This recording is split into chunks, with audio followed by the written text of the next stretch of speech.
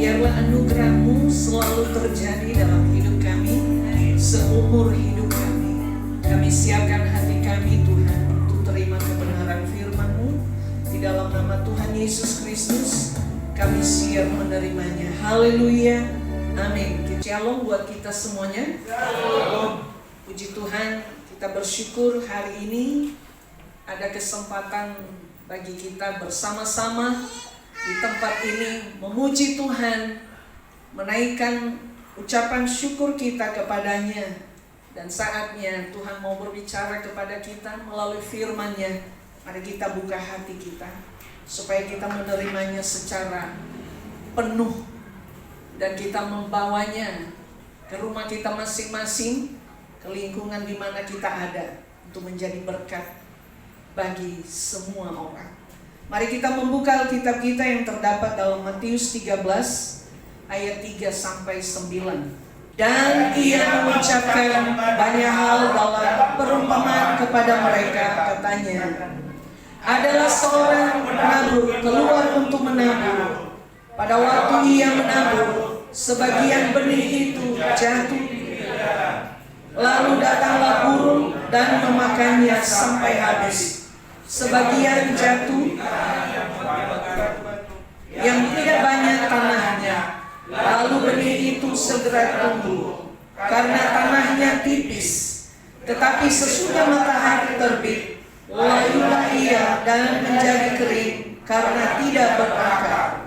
Sebagian lagi jatuh di tengah semak duri, lalu makin besarlah semak itu dan menghimpitnya sampai mati. Dan sebagian jatuh di tanah yang baik, lalu berbuah, ada yang 100 kali lipat, ada yang 60 kali lipat, ada yang 30 kali lipat. Siapa bertelinga, hendaklah ia mendengar. Amin. Puji Tuhan. Yang berbahagia adalah mereka yang membaca firman Tuhan dan melakukannya dalam kehidupan sehari-hari. Bapak Ibu serta saudara, tahukah bahwa saat firman Tuhan ditaburkan, kita tadi membaca ada yang jatuh di semak duri, ada yang jatuh di tanah yang berbatu-batu, ada yang jatuh di tanah yang baik juga. Jadi saya pikir sesuatu benih yang ditabur di tempat yang bagus, hasilnya juga akan bagus. Tapi kalau jatuhnya di tanah yang masih banyak batu-batunya, ada semaknya, maka hasilnya tidak akan maksimal. Firman Tuhan mau bilang pagi hari ini bahwa saat firman Tuhan ditaburkan, iblis mau kita menerima firman Tuhan itu hanya sekian persen, tidak utuh 100%. Mengapa? Yang pertama, karena iblis tidak mau Bapak Ibu serta saudara dan saya mengenal Tuhan. Pagi hari ini tema firman Tuhan yaitu pentingnya pengenalan akan Tuhan. Dalam Hosea pasal yang keempat ayat 6 dikatakan, umatku binasa karena tidak mengenal Allah. Karena engkaulah yang menolak pengenalan itu, maka aku menolak engkau menjadi imamku. Dan karena engkau melupakan pengajaran Allahmu, maka aku juga akan melupakan anak-anakmu. Hosea digambarkan sebagai pribadi Kristus, di mana waktu itu Tuhan menyuruh Hosea, seorang nabi yang dipilih Tuhan untuk menikahi seorang pelacur. Kebayang gak Bapak Ibu? Seorang yang melayani Tuhan, Tuhan berfirman, pergi nikahilah pelacur itu. Orang berpikir begini, aneh ya, kenapa Tuhan suruh hamba Tuhan, kenapa suruh orang yang dipanggil sebagai nabi Tuhan untuk menikahi seorang pelacur? Ini apa tidak salah? Tapi ini adalah tipologi, ya, gambaran Kristus sebagai pengantin laki-laki, dan kita adalah pengantin perempuan yang banyak dosanya. Bukankah kita orang berdosa? Jadi Tuhan itu adalah pengantin laki-laki yang kudus, yang suci. Dan pelacur itu adalah gambaran umat manusia yang penuh dengan dosa. Tapi Allah mau datang ke dalam dunia untuk menebus dosa kita. Dia mau menjadi hina supaya kita terangkat derajat kita. Otomatis pada waktu Hosea menikahi pelacur ini, nama negatifnya kan pasti hilang. Karena orang akan memandang kepada si nabi ini, utusan Tuhan. Nah, Hosea mengatakan umatku binasa karena tidak mengenal Allah. Jadi kebinasaan itu terjadi bagi mereka yang tidak mengenal Allah. Jadi pentingnya pengenalan kepada Allah secara penuh. Karena itu akan memberi pengaruh yang besar dalam seluruh kehidupan kita. Kalau kita baca Yohanes 10 ayat 10 dikatakan, sebab pencuri atau iblis datang hanya untuk mencuri. Pertama, dia datang hanya untuk mencuri dan membunuh, yang kedua. Dan yang ketiga, membinasakan.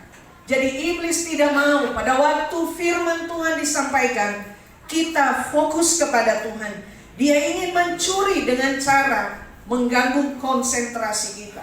Dia ingin mencuri firman Tuhan yang ditaburkan supaya jatuh di semak duri hati kita, supaya jatuh di tanah yang berbatu-batu dalam hidup kita. Ternyata pada waktu kita mau dengar firman, kita perlu membereskan batu-batu, kerikil-kerikil dalam hidup kita. Sakit hati kita sama orang, supaya full berkat Allah itu masuk dalam hati kita. Perlu kita singkirkan semak-semak duri yang sering sekali semak itu apa? Menyakiti. Kalau kita kena duri satu aja, duri ikan, kita langsung itu sakitnya itu bukan hanya di ujung jari ini, tapi sampai di ujung kepala sakitnya. Apalagi kalau durinya belum dicabut. Jadi pentingnya mencabut duri ikan yang tertancap di bagian tubuh kita yang kena. Jadi penting mencabut akar kepahitan terhadap orang-orang lain, supaya firman Allah itu masuk dalam hidup kita.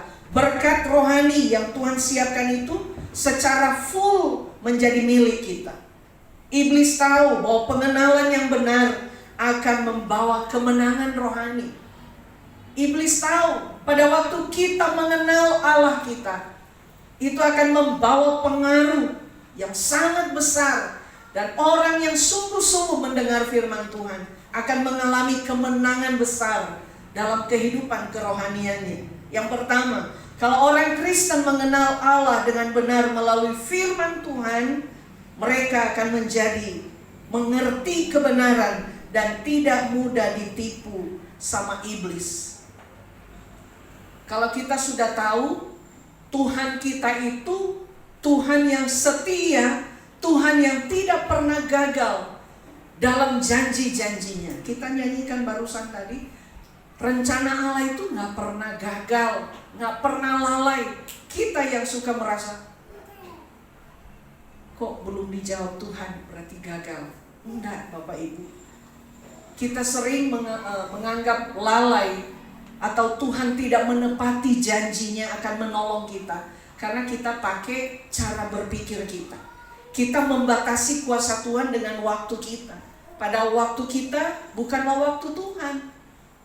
Janji Tuhan itu akan terjadi sesuai dengan waktu yang Dia sudah rancangkan untuk Dia berikan kepada kita.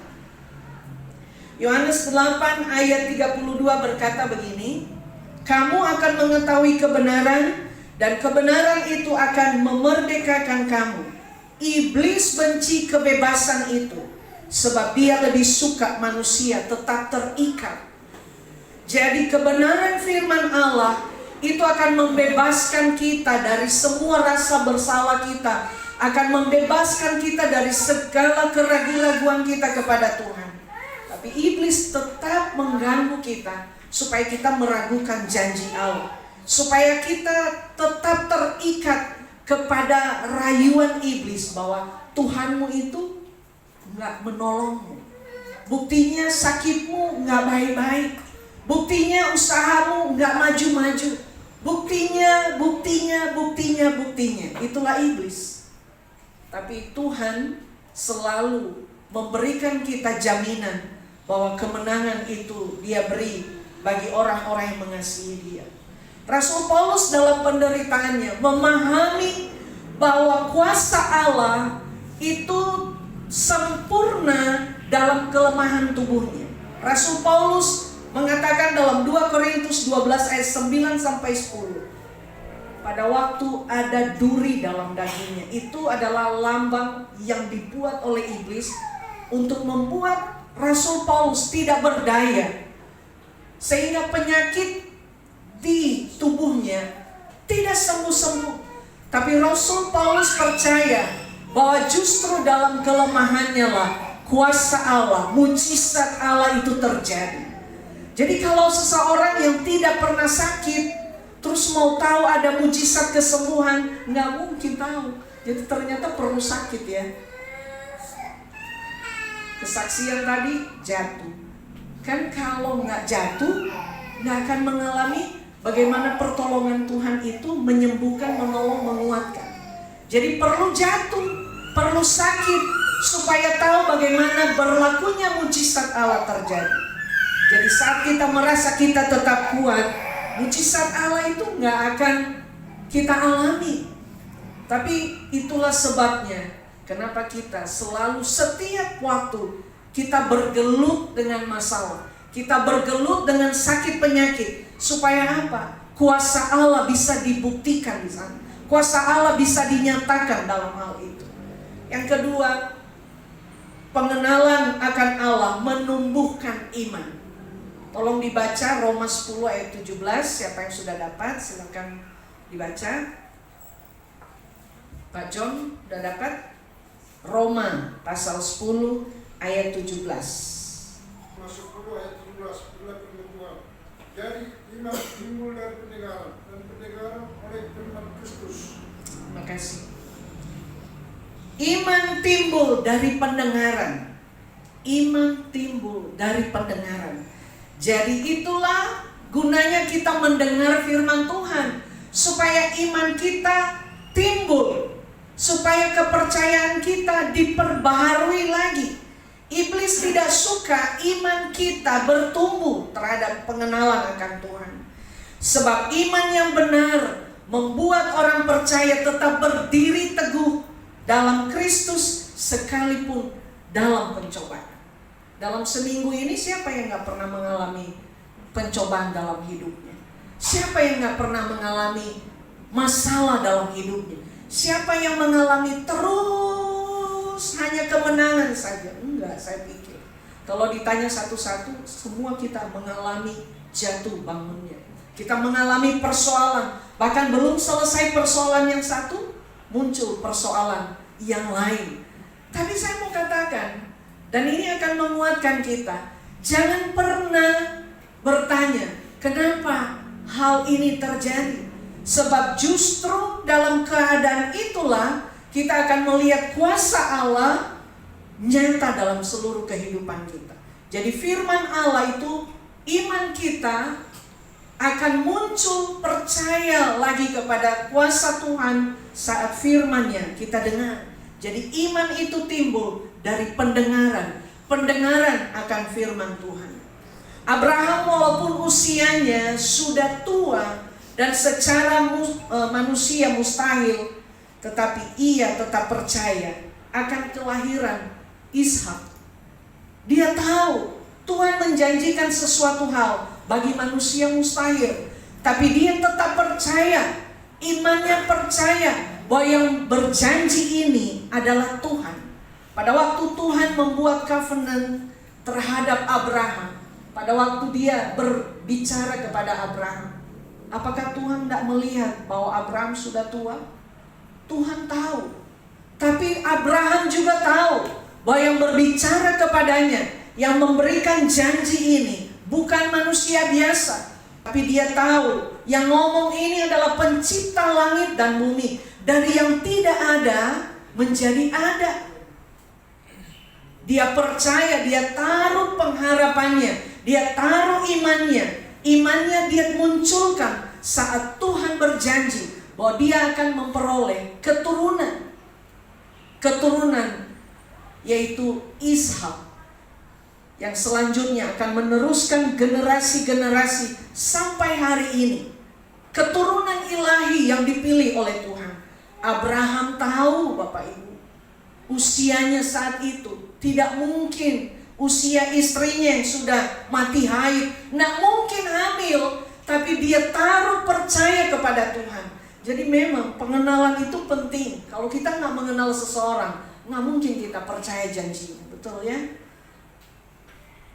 Kalau Bapak Ibu berkeluarga di sini, nggak mungkin mau menikah sama pasanganmu hari ini kalau engkau nggak mengenal dia, sehingga apa yang dia omong engkau percaya.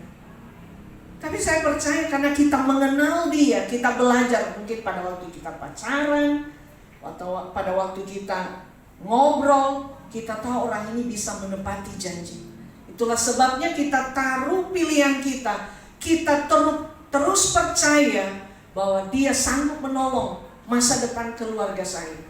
Kenapa kita ragu kepada Tuhan yang menciptakan dari yang tidak ada menjadi ada?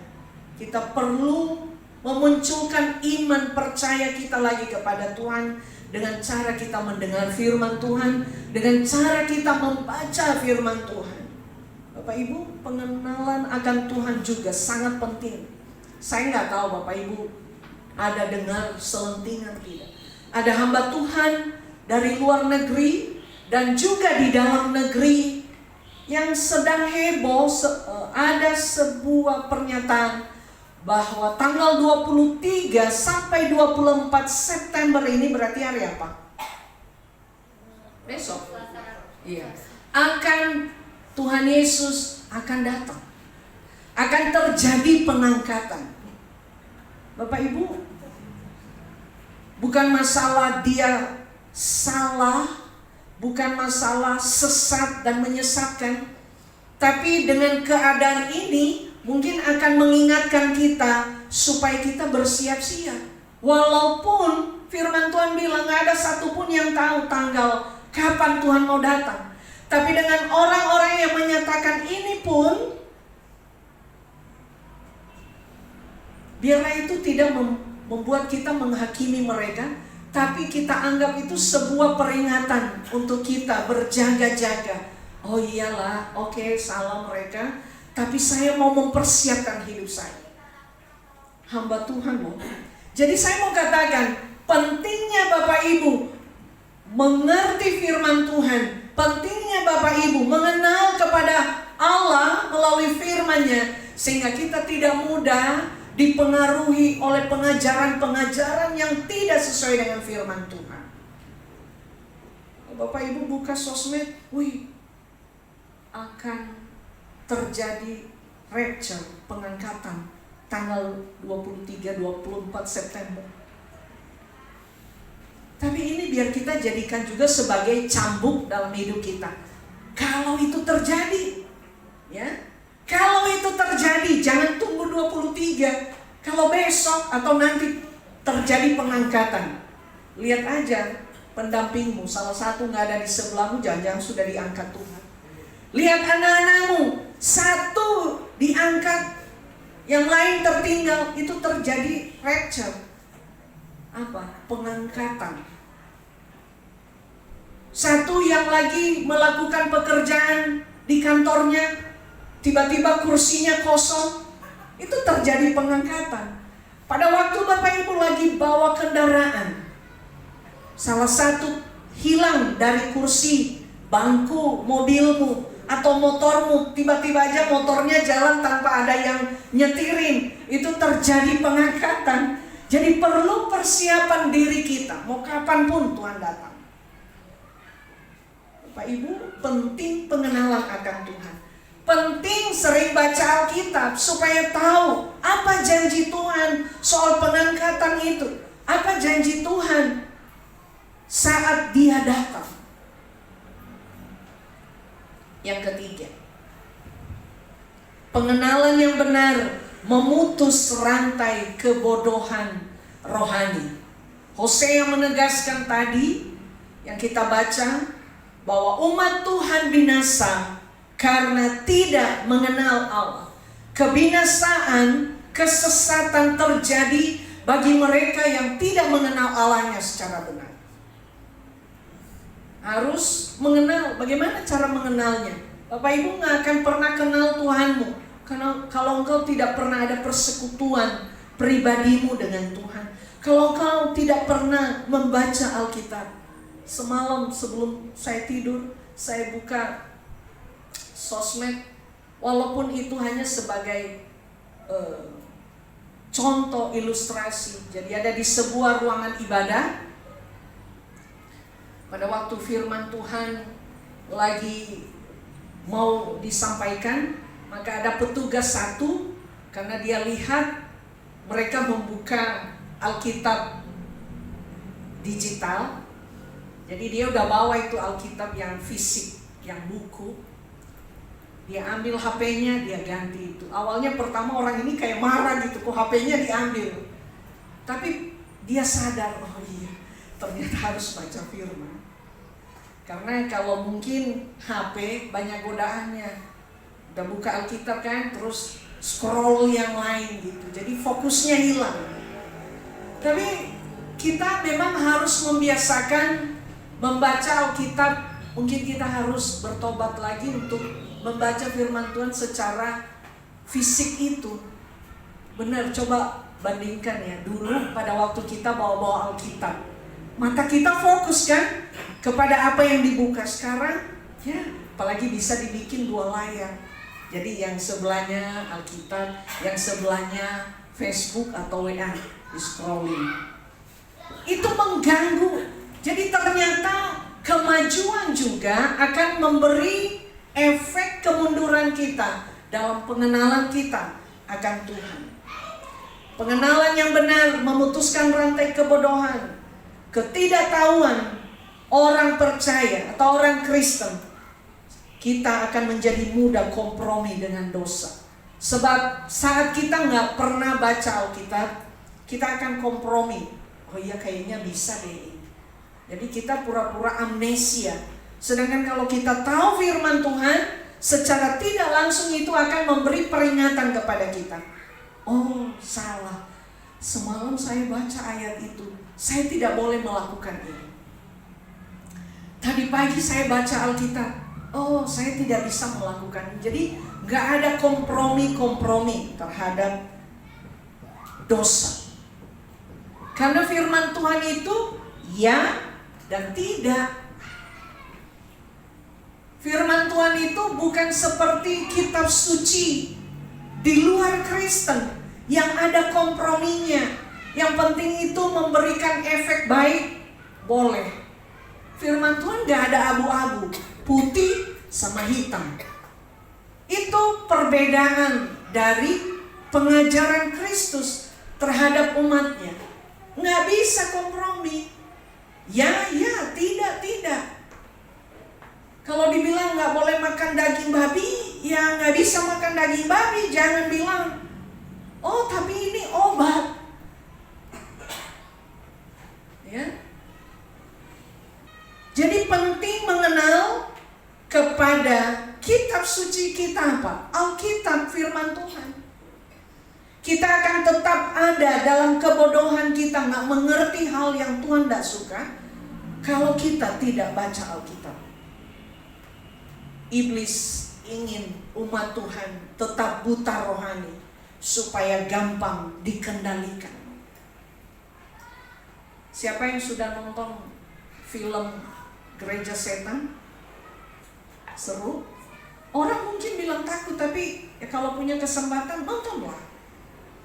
Karena dengan menonton itu, Bapak Ibu akan tahu kebenaran di sana. Bapak Ibu akan tahu, sebab kalau tidak tahu, yang nggak tahu bagaimana cara iblis itu bekerja. Ya, kalau punya waktu, ada duitnya, nonton. Paling berapa sih? 35. 1 mangkok mie ayam yang mahal. Tapi nggak apa-apa, supaya tahu, supaya tidak terkecoh cara-cara iblis untuk membutakan mata rohani kita. Rasul Paulus secara intelektual, dia orang yang tahu hukum Taurat. Dia pintar, dia jenius. Guru besarnya itu Gamaliel, itu terkenal Bapak Ibu. Mungkin semua hukum Taurat itu udah, kalau di luar otak berarti sebenarnya bahasa Indonesia kita agak kurang pas ya. Mestinya di dalam otak tertanam, tapi di luar otak. Ya. Dia tahu, dia hafal semuanya. Tapi Rasul Paulus buta rohani. Tetapi pada waktu dia berjumpa dengan Tuhan, mata rohaninya dicelikan. Lambang dari kebutaan Rasul Paulus adalah kebutaan rohaninya yang tidak bisa menembus melihat siapa yang berkata kepadanya, Saulus, Saulus, kenapa engkau menganiaya aku? Dia bertanya, mengapa engkau menganiaya aku? Saulus gak bisa menembus melihat itu siapa. Dia tidak tahu karena apa? Mata rohaninya sedang buta. Tapi pada waktu Ananias menumpangkan tangan atas Saulus, maka dia melihat kebenaran bahwa Kristus itu adalah Tuhan. Yang akhirnya dia menjadi pemberita Injil. Perempuan Samaria yang berjumpa dengan Tuhan di pinggir sumur Yakub itu, yang hidupnya awalnya mencari kepuasan relasi manusia, sehingga dia punya suami berapa? 5. Keren ya, bisa menaklukkan 5 laki-laki. Tapi itu apa? Karena pada waktu dia ada dalam posisi buta rohani, dia bodoh, dia tidak mengenal kepada Allah. Tapi pada waktu dia mengenal siapa Yesus yang berbicara kepadanya, sehingga dia bilang, dia pergi ke kota dan sampaikan, ada orang yang luar biasa yang memberikan air hidup kepadanya, yang tahu segala kehidupannya, yang tahu semua sisi gelapnya. Pada waktu dia bilang, aku gak punya suami, pada waktu Tuhan bilang, panggil suamimu supaya aku kasih kamu air dari sumur Yakub ini. Tapi perempuan itu bilang, aku gak punya suami. Coba, pada waktu dia bilang, aku gak punya suami, Yesus bilang, betul apa katamu. Karena suami yang 5 itu yang ada padamu itu bukanlah suamimu. Apa enggak hebat?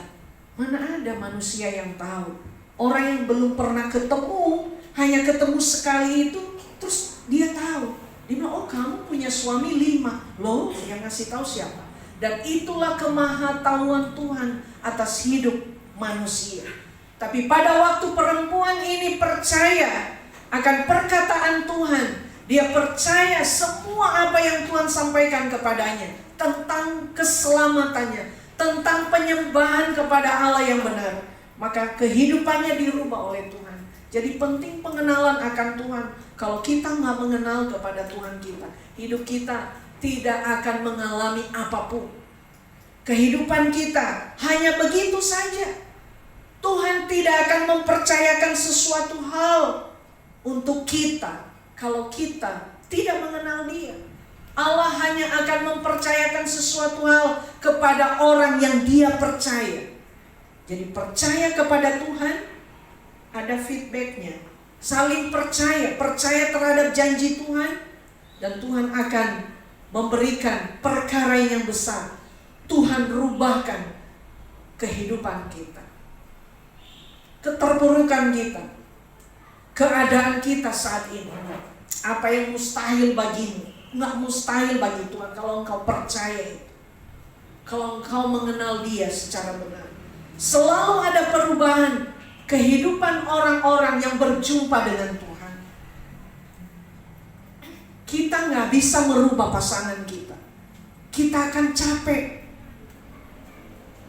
Jangan rubah suamimu, jangan rubah istrimu, jangan rubah anakmu, jangan rubah orang tuamu. Engkau akan capek dengan tangisanmu, tapi ubahlah dia lewat doamu. Tuhan sanggup merubah segala sesuatu. Hanya Tuhan yang sanggup merubah.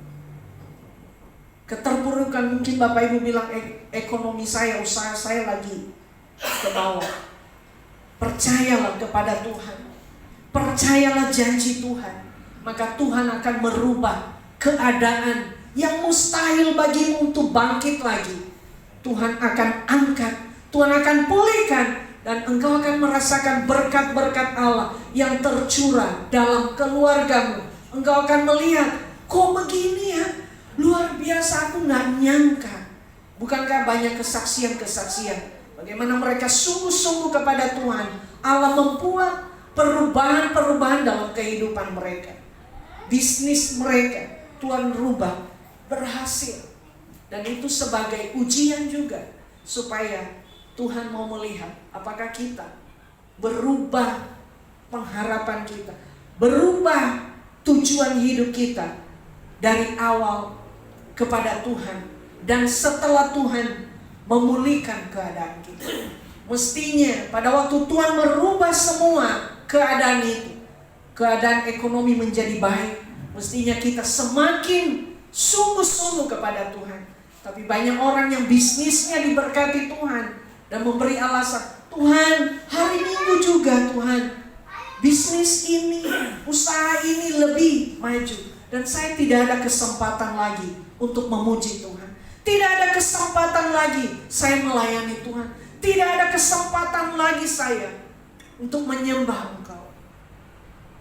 Jadi semua itu tergantung respon kita pada saat Tuhan memberkati kita. Yang keempat, orang yang mengenal Tuhan jadi terang bagi dunia. Jika seorang Kristen hidup sesuai dengan firman Tuhan, karena mengenal kepada Allahnya, hidupnya akan menjadi kesaksian. Seperti perempuan Samaria ini, hidupnya dulu diubah oleh Tuhan. Dia mengalami Tuhan dulu dalam hidupnya. Dia tahu, nggak main-main, ini pribadi yang tahu seluruh kebobrokan saya, yang tahu semua kehidupan hitam saya, kehidupan kelam saya. Sehingga pada waktu dia mengalami perubahan, dia mengalami pengenalan kepada Tuhan, baru dia pergi ke kota, dia pergi ke desa, memberitakan siapa Tuhan yang berjumpa dengan dia. Kalau kita nggak mengalami Tuhan, mustahil kita bisa memberitakan Injil kepada orang lain. Mustahil kita bisa menyaksikan Tuhan kepada orang lain kalau kita tidak mengalaminya. Nggak mungkin Bapak Ibu kalau sakit tidak mengalami Tuhan, disembuhkan Tuhan, terus ada orang yang sakit, Bapak Ibu bilang, ayo saya doakan, percayalah Tuhan pasti sembuhkan kamu. Yang sakit bilang, kok Ibu tahu? Kok Ibu percaya? Iya, saya sudah mengalami. Bukankah itu kesaksian yang hidup? Jadi penting kita mengalami lebih dulu dalam kehidupan kita. Pengalaman bersama Tuhan itu menjadi catatan kita. Kalau kita nggak pernah mengalami, nggak ada kesaksian kita. Kalau kita nggak pernah mengalami yang namanya susah, bertati-tati dalam kehidupan ini, nggak ada cerita kita kepada anak-anak kita. Tapi perlu kita mengalami Tuhan. Alami Tuhan dalam hidupmu setiap hari. Iblis tidak senang kalau orang Kristen mengenal Tuhan secara benar, karena yang pertama tadi apa? Pengetahuan itu membuat kita merdeka. Pengetahuan membuat kita merdeka. Dalam arti kata, tidak mau lagi diperbudak sama iblis itu. Tidak mau diperbudak lagi sama dosa itu. Tapi kita melawannya. Kita melepaskan diri dari itu. Yang kedua, pengenalan akan Tuhan itu akan menumbuhkan apa tadi? iman. Iman timbul dari pendengaran. Pendengaran akan firman Allah. Yang ketiga, pengenalan akan Tuhan menghancurkan tipu daya iblis. Tipu daya iblis yang akan mempengaruhi kita untuk meragukan janji-janji Tuhan. Dan yang membuat hidup kita jadi kesaksian bagi dunia, yaitu karena kita mengalami Tuhan dalam hidup ini.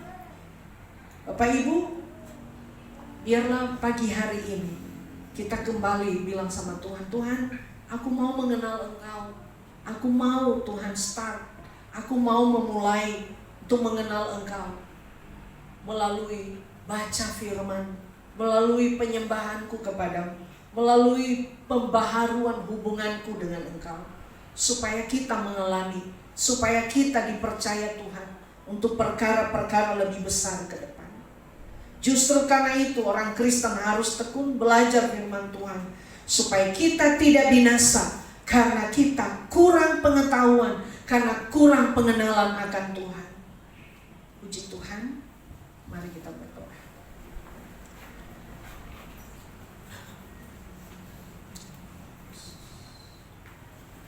Mari kita refleksikan firman Tuhan pagi ini. Kalau Bapak Ibu merasa engkau belum mengenal Tuhan secara sungguh-sungguh, dan engkau punya kerinduan untuk dipercaya Tuhan, untuk mengalami Tuhan dalam hidupmu, mari berdoa sama Tuhan, minta. Kalau ada sesuatu hal yang kau rasa beban berat, kau punya pergumulan, jangan habiskan waktumu untuk dipengaruhi oleh kebimbangan yang dibuat oleh iblis.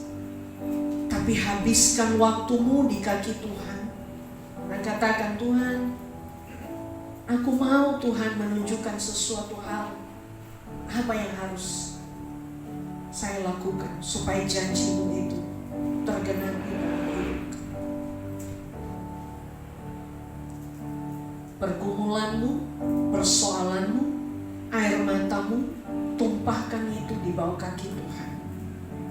Tuhan tidak pernah mempermalukan anak-anak yang datang kepadanya, tapi Tuhan tetap menyendengkan telinganya, matanya tertuju kepadamu saat ini. Air matamu yang sedang tertumpah, itu dia taruh di kirbatnya Tuhan. Dia ingin memproses air matamu itu dengan janjinya kepadamu. Dia akan menjadikan itu mujizat atas hidup.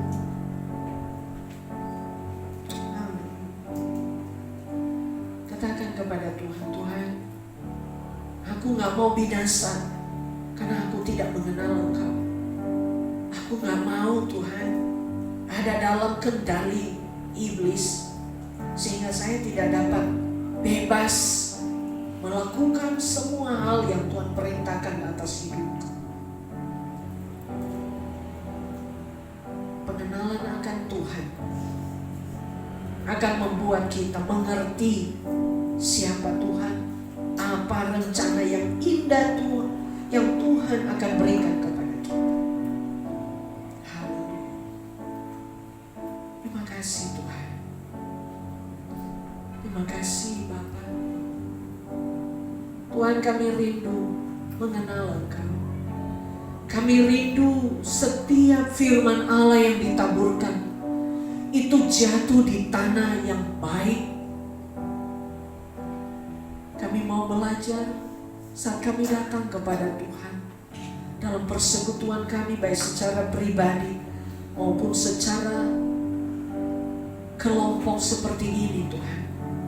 Kami mau membuang semua batu-batu masalah dalam hidup kami. Kami mau membuang semua semak belukar sakit hati kami, atau mungkin kelakuan kami yang menyakiti orang lain. Karena kami rindu menerima secara penuh firman-Mu dan itu boleh bertumbuh dalam kehidupan kami. Tuhan, Engkau melihat seluruh jemaat-Mu yang hadir pada pagi hari ini. Engkau tahu persis apa yang mereka sedang ungkapkan pagi ini kepada. Biarlah itu membangkitkan iman mereka kepada Tuhan, bahwa Tuhan tidak pernah gagal, Tuhan tidak pernah lalai atas janji bagi hidup mereka. Kau pasti pulihkan mereka Tuhan. Kau akan pulihkan keluarga mereka, Kau akan pulihkan ekonomi mereka, Kau akan pulihkan pelayanan kami. Tuhan, balut kami. Engkaulah pengharapan kami, Engkaulah senyuman kami, Engkau yang membuat kami tertawa di dalam Tuhan, sehingga iblis akan menjadi lari, iblis akan menjadi malu, karena kami tetap dapat berdiri teguh sekalipun pencobaan menimpa hidup kami. Terima kasih Tuhan. Terpuji nama-Mu pada pagi hari ini. Kami percaya mujizat Allah terjadi atas umat-Mu saat ini. Yang bimbang diteguhkan kembali, yang lemah akan dikuatkan kembali. Terima kasih Bapa. Engkau Bapa kami yang baik, bahkan yang terlalu baik, yang mengetahui seluruh isi hati. Kasih Tuhan.